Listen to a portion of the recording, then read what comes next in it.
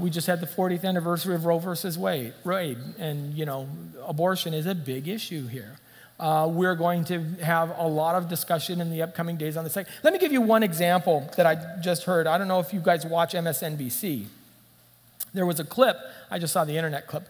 There's a young broadcaster named Toure, I believe is his name, who does some commentary on MSNBC, probably early 30s or so. And he recently said, for the 40th anniversary, he said, Roe versus Wade, abortion, I'm glad that abortion has helped me. I was in a committed relationship with a woman who I knew just wouldn't be the one. She just wouldn't be the one. But naturally, a little while later, she got pregnant.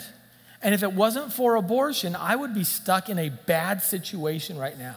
A situation that wouldn't work well for me, it wouldn't be good for her, and then, of course, it couldn't be good for the child either. So abortion helped me.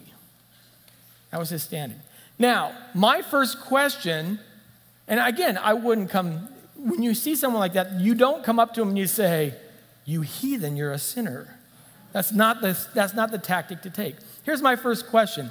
Let me understand you correctly. You were in a committed relationship with a woman who you knew was just not the one. What do you mean by just not the one? Well, I mean the one that I would spend the rest of my life with, the one I would marry, the one you would pledge to. Yes. Well, marriage is a commitment, is it not? Well, yes, it is. Well, then, if you were in a committed relationship who was one that you knew you weren't going to marry, what kind of commitment was this relationship about? What were you committed to?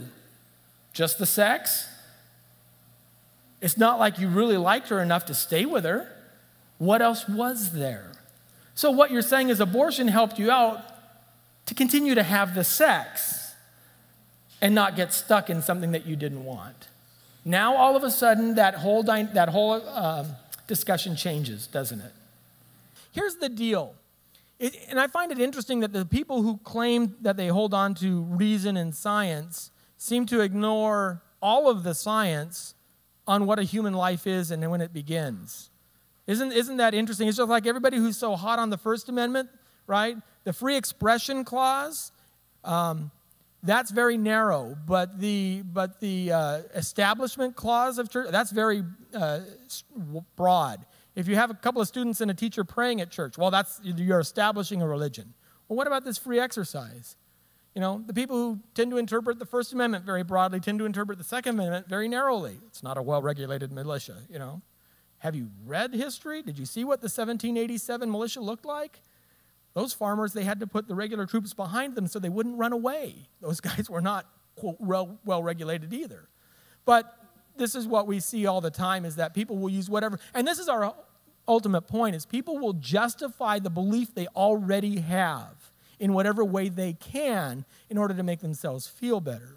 Once you bring out the contradiction, now you have to deal with the issue.